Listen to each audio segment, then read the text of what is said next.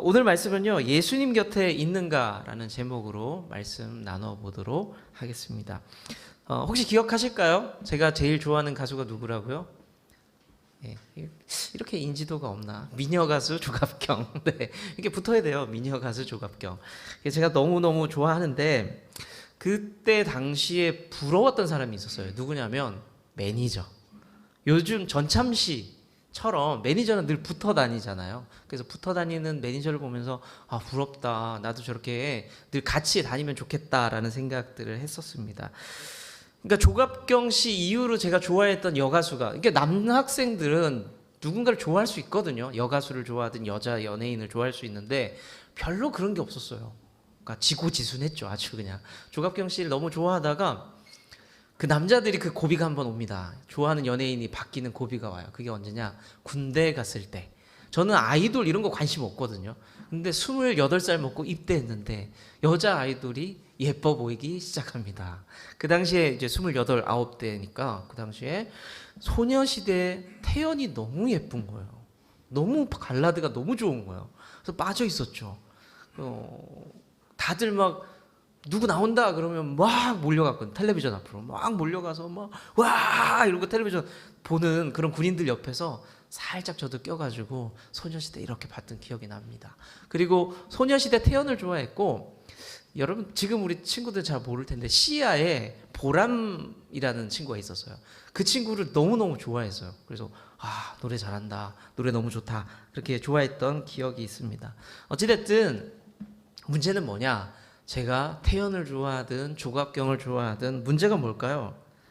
그 사람은 나를 모른다는 거, 그 사람이 있는 공간에 내가 없다는 거, 그게 사실은 문제죠. 그래서 그런 생각을 해봤습니다. 누군가를 내가 좋아하고 아는 것과 그 사람 옆에 있는 것은 이게 완전 다른 문제구나. 이게 관계의 문제잖아요. 관계 문제.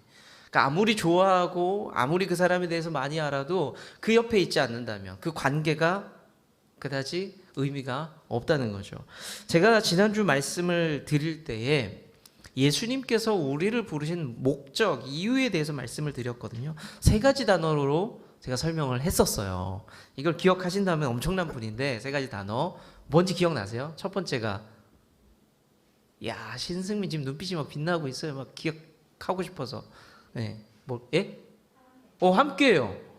와, 대단하지. 방송실에 계셨죠, 지난주에.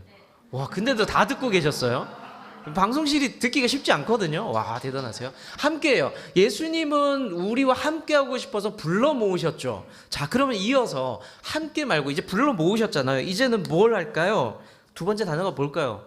밖으로 흩으셨어요. 뭐 하기 위해서? 전도하라고 흩으십니다.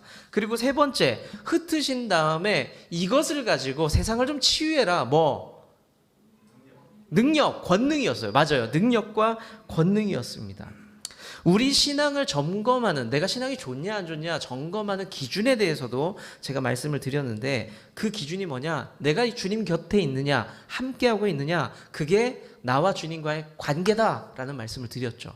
그러니까 내가 뭐 성경을 몇 장 몇 절 읽고 하루에 기도를 몇 분 하고 이런 거 좋은 건데, 그거에 매몰되지 말고 내가 과연 주님과 관계가 좋은가 안 좋은가, 그걸 좀 생각해 보자. 그게 우리 신앙의 척도가 될 것이다 라는 말씀을 드렸습니다.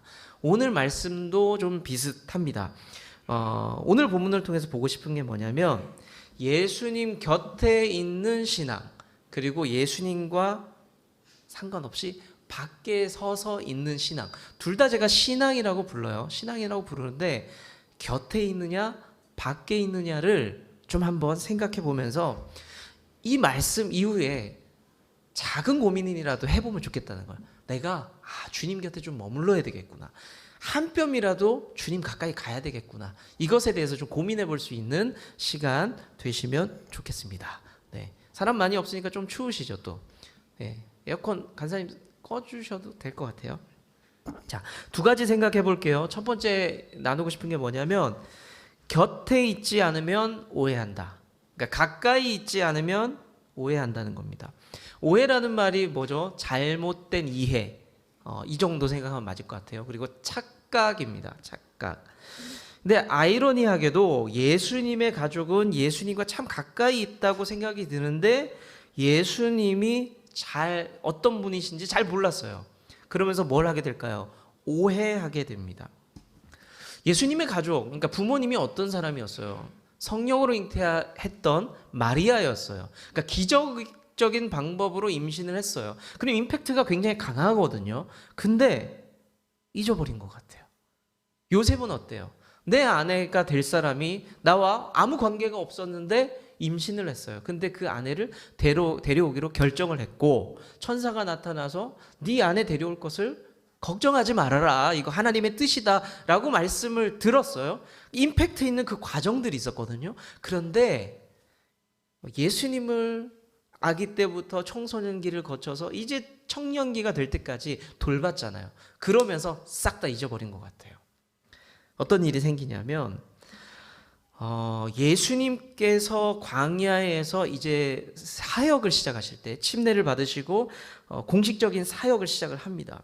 제자들을 모집하고 병든 자를 고치고 설교하시면서 두루두루 순회하면서 사역을 하게 됩니다. 그런데 그 소식을 가족들이 듣게 됩니다.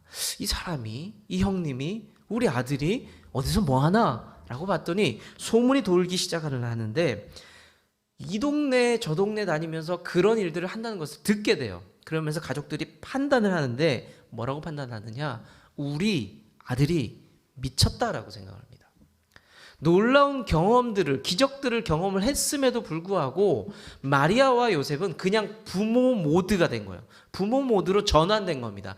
이놈의 자식이 어디서 뭐하고 다니는 거야? 이 자식이 미쳤구나 라고 생각을 한 겁니다. 그러면서 집에 강제로 데려가기 위해서 애가 좀 정신이 이상한 것 같으니까 민폐 끼치지 말라고 데려가기 위해서 예수님을 찾아다니게 되죠.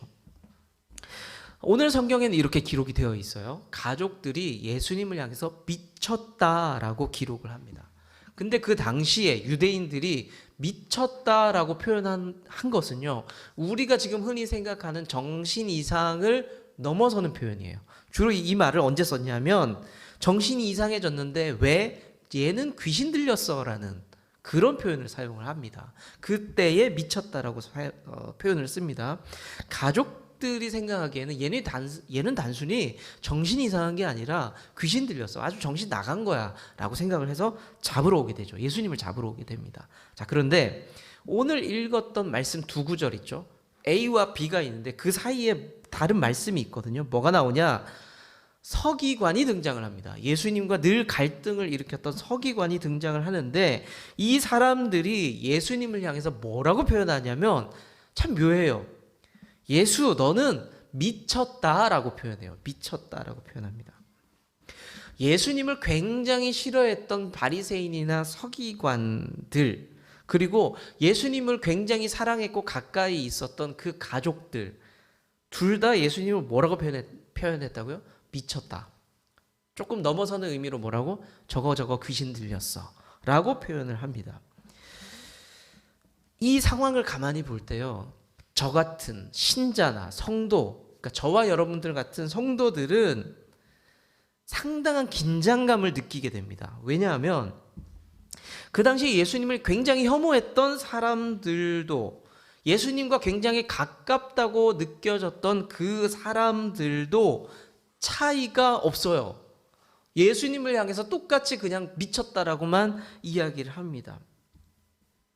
이 말씀이 주는 부담이 뭐냐면, 저한테 주는 부담이 뭐냐면, 믿을 거라면 대충 믿지 말라는 거예요.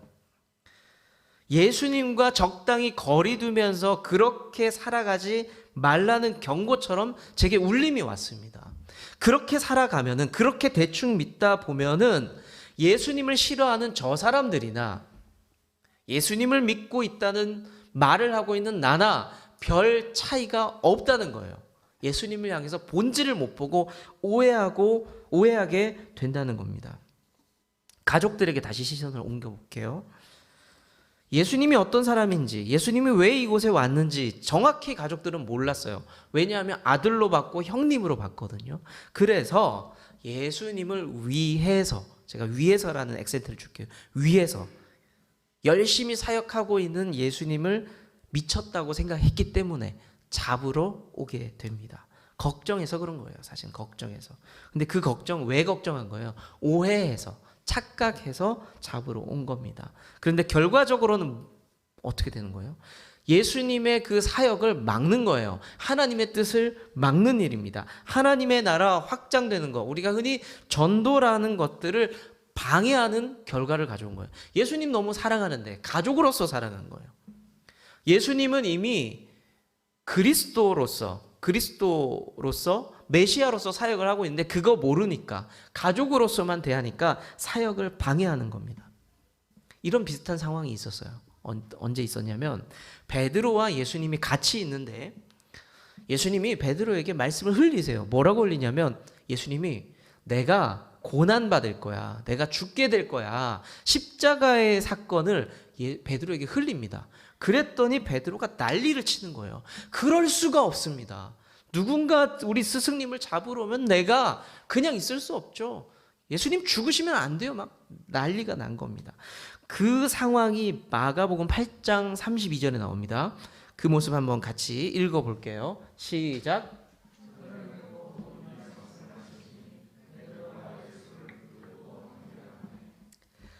베드로가 예수님 너무너무 사랑하니까 막 붙잡고 그럴 수 없다. 예수님 돌아가시면 안 된다라고 말을 하고 있는 거죠.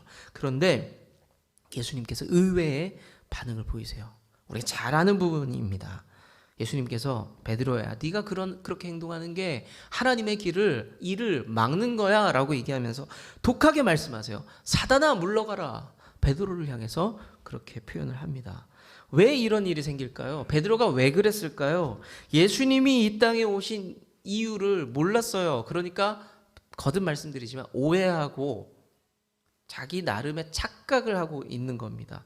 베드로가 예수님 안 사랑했을까요? 사랑했죠. 사랑했지만 본질을 못 보니까 이런 일이 생기는 겁니다. 오늘 예수님을 잘 안다고 말할 수 있는 가족 그리고 베드로의 모습을 보면서 예수님 곁에 아무리 가까이 있어도 우리가 많은 시간을 들이고 뭐 여러 가지 신앙생활을 오래 하고 그래도 예수님 뜻을 알지 못하면, 이해하지 못하면, 예수님의 계획을 이해하지 못한다면 그냥 우리가 구경꾼처럼 예수님 이렇게 바라봐요.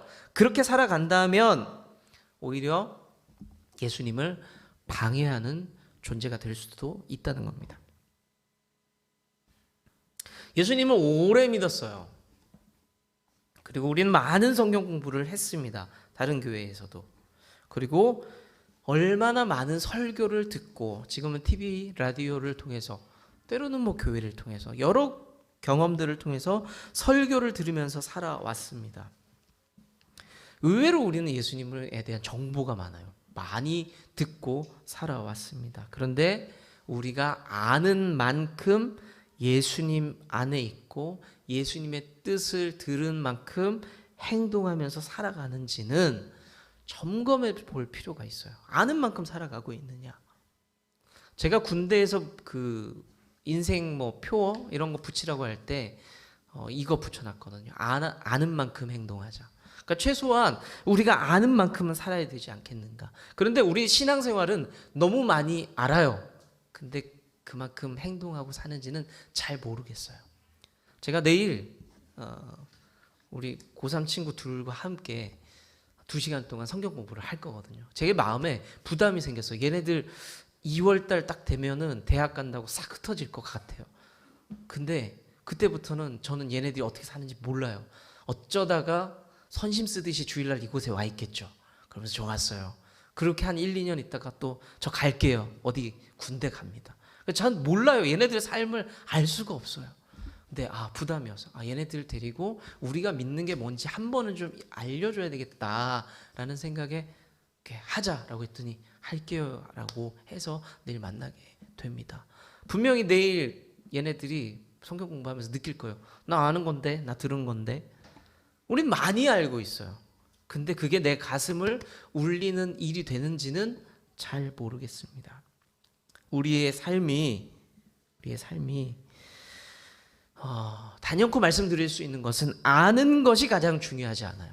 아는 것이 가장 중요하지 않습니다. 아는 게 안 중요한 게 아니에요. 아는 것이 가장 중요하지 않다는 겁니다.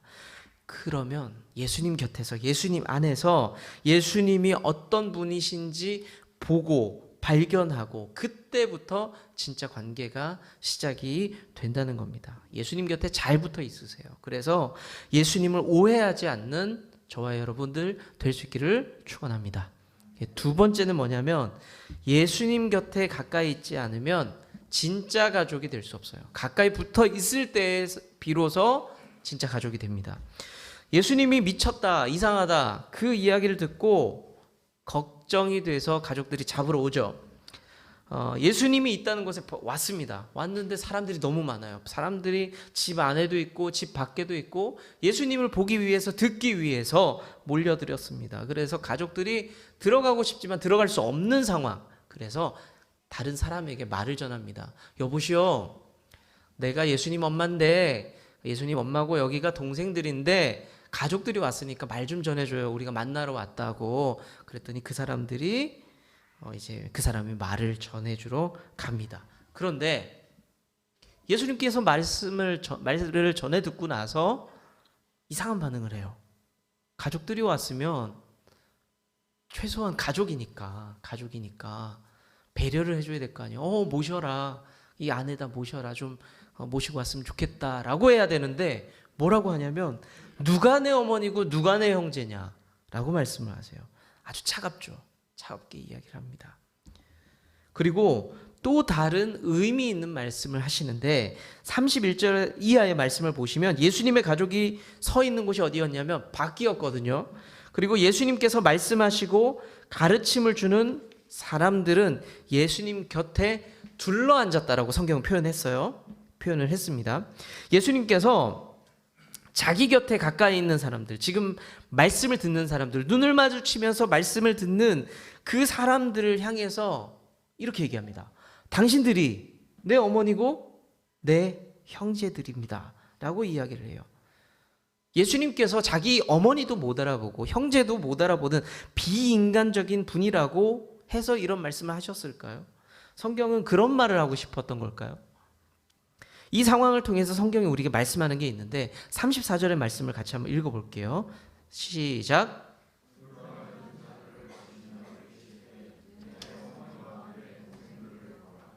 아까 말씀드린 그 부분이죠. 둘러앉아 있는 사람들을 향해서 당신들이 내 어머니고 내 형제들이다 라고 말을 합니다.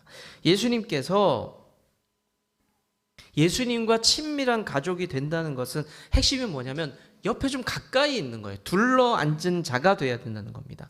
밖에 있는 구경꾼들 말고 저 멀리 있는 사람들 말고 옆에 둘러 있는 사람이 될 때에 가족이 될 수 있다는 말씀을 하고 있는 겁니다. 근데 여기서 가까이 있다는 게 단순히 물리적인 거리입니까? 5m, 10m, 50m? 물리적인 거리일까요? 그렇진 않죠. 태도의 문제예요. 영적인 문제고요. 예수님 곁에 머물러서 가까이 있으면서 음성에 귀를 기울일 줄 아는 사람, 그 사람이 둘러앉은 사람이에요. 똑같아요. 우리가 신앙생활하면서 설교를 들으면서도 똑같아요. 이곳에서 하나님의 말씀을 같이 들으면서도 둘러앉아 있는 물리적인 거리는 비슷하잖아요.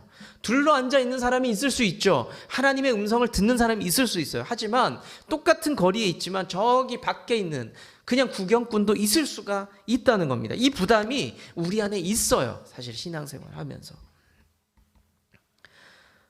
예수님의 가족이 되는 조건 한 가지를 또 이어서 말씀을 하시는데 35절의 말씀이에요. 35절 같이 읽어볼까요? 시작. 누구든지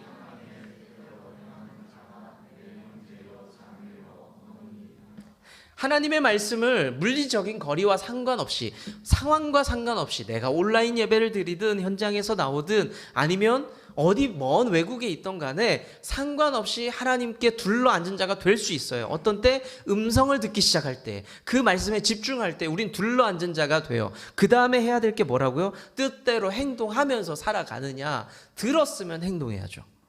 그게 예수님을 존중하는 방법입니다. 그것이 하나님의 자녀가 되는 것이다 라고 말씀을 하고 있습니다. 예수님께서 이 땅에 오신 이유, 하나님의 크고 비밀한 계획을 그러면 우리가 어떻게 알 수 있을까요? 말씀은 봤는데 그 비밀들을 어떻게 우리가 알 수 있을까요? 그걸 알고 싶었던 사람들이 어떤 사람들이냐면 바리새인과 서기관들이었어요. 그 뜻을 알고 싶어서 열심히 말씀을 공부를 했습니다. 나쁜 게 아니죠. 근데 그 사람들의 결과를 볼게요. 예수님과 어떤 관계를 만들죠? 가장 예수님과 크게 싸우고 크게 다투고 가장 거리를 뒀던 사람들이 바리새인과 서기관들이었습니다. 우리의 삶이 그럴 수 있다는 거예요. 우리의 신앙에 열정이 있을 수 있죠. 열심히 있을 수 있어요. 근데 제가 말씀드렸잖아요. 우리의 신앙을 뭐로 판단하라고? 이런 질문 던지셔야 돼요. 나는 예수님과 관계가 따뜻해? 난 예수님 좋아? 사랑해? 관계가 푸근해? 열심히 성경을 보고 열심히 공부를 하고 했는데 어느 순간 보니까 열심히 공부만 했어요. 열심히 뭐만 했어요. 열심히 예배 참석만 했어요. 예수님과 관계가 없는 것 같아요. 그러면 이게 너무 허무하다는 거예요. 너무 허무합니다. 예수님 곁에서 따뜻한 관계 안에 예수님과 좋은 관계에 있을 때에 예수님과 진짜 가족이 될 수 있다라고 알려주고 있습니다. 결국에는 예수님과의 관계라는 거죠. 오늘 말씀이요, 우리에게 큰 부담을 주고 있어요. 어떤 부담이냐? 한국 교회는 크게 성장을 했죠. 근데 그 밑바닥에는 좋은 양면을 갖고 있어요. 좋은 프로그램, 코스, 이벤트 그런 것들이 아주 많았어요. 개발이 많이 됐거든요. 그런데 그런 거에 너무 집중하다 보니까 여기 중독되기 시작한 거예요. A 코스가 끝나면 B 코스를 해야 돼요. B가 끝나면 C를 해야 돼요. 그래서 교회들이 어디다가 재정과 에너지를 쏟기 시작할까요? 프로그램 개발에 에너지를 쏟기 시작합니다. 여러분들 혹시 성경 공부 교재라는 걸요, 한 10종을 쫙 펴보잖아요. 비슷해요. 근데 교회들은 거기에 중독되어 있는 거예요. 여러분들 A 해야 돼요, B 해야 돼요. 우리 교회는 너무 아무것도 지금 못하고 안 하고 있어서 문제인데, 저도 하고 싶은데, 근데 이게 중독이 되면 이런 문제가 또 나온다는 거예요. A, B, C를 끝났어요. 그러면 성도님들이 요구할 수 있어요. D를 해야 됩니다. F를 해야 됩니다. 그러면 목사님들은 또 그거 공부하느라고 계속. 근데 별반 다르지 않아요. 어떻게 보면. 중독돼 있는 거예요. 그런 이벤트나 공부나 훈련이나 이런 것의 원래 목적이 뭘 것 같아요? 원래 목적. 결국에는 예수님과 좋은 관계를 만들어주고 싶어서, 바로 알고 바로 믿고 싶어서 하는 거예요. 그런데 취지가 좋죠. 바로 알고 바로 믿었어요. 그런데 문제는 거기에 중독돼 버린 거예요. 여러분들이 예배 드리면서 얻을 수 있는 유익이 뭐예요? 예수님과 좋은 관계. 말씀을 묵상하면서 성경을 읽으면서 얻을 수 있는 유익이 뭐예요? 좋은 관계. 좋은 관계예요. 그런데 신앙생활을 진도 떼듯이 코스 학년 올라가듯이 쭉쭉쭉 올라가면서 목표를 찍으면서 내가 다 이루었다라고 생각하면서 그렇게 시간을 보낼 수가 있다는 겁니다. 평생 신앙생활 하면서 예수님과 조금 한 뼘이라도 관계를 가까이 만들 수 있는 그런 우리 좋은 나무 교회 가족들 된다면 정말로 좋겠습니다. 말씀을 좀 맺겠습니다. 우리는 나름의 신앙생활에 연륜과 경륜들이 좀 있어요. 길게 믿었던 짧게 믿었던 우리는 시간들을 제법 쌓아왔습니다.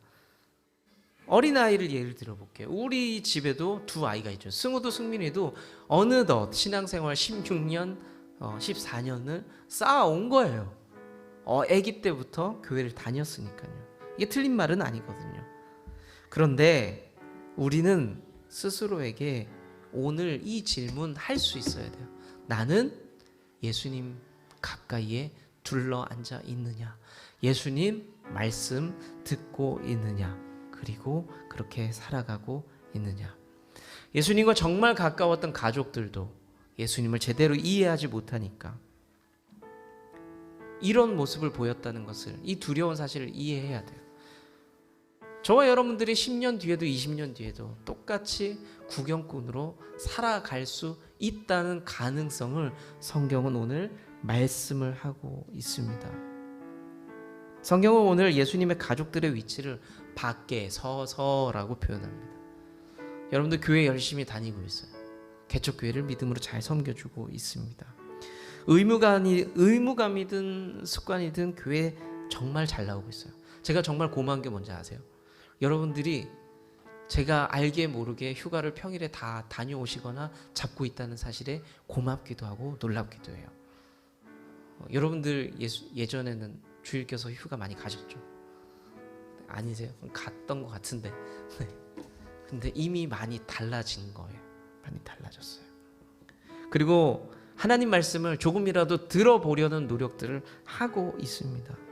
그리고 여러 가지 모습으로 저의 목회를, 그리고 우리 교회를 세워나가는 이 목회 과정을 돕고 섬기고 있습니다. 그런데 우리가 예수님의 가족들처럼 예수님 가까이에 있지 못하다면 이 모든 것이 허사가 될 수 있다는 겁니다. 오늘 나눠드린 말씀들은요, 쉽지 않은 내용이에요. 사실 평생의 고민이 될 수도 있고요, 평생 우리가 애타면서 기도해야 될 제목이 될 수도 있습니다. 이런 질문을 한번 스스로 던져보면서 마무리 지으면 좋을 것 같아요. 예수님의 가족들은 밖에 서 있었고, 예수님과 혈육도 아닌 사람들은 예수님 너무 좋아해서 달려와서 예수님 곁에 둘러 앉아 있었습니다. 여러분들은 지금 어디에, 나는 지금 어디에 서 있습니까? 주님 곁에 있나요? 둘러 앉아 있나요? 아니면 밖에 있습니까? 저와 여러분들의 삶이 예수님 곁에 둘러 앉아서 주님 뜻을 이루어가면서 주님의 가족으로, 진짜 가족으로 살아갈 수 있는 우리의 삶 되기를 축복합니다. 우리가 함께 찬양하면서 그 마음 한번 새겨보면 좋을 것 같아요. 찬양이 주님 곁으로 날 이끄소서입니다.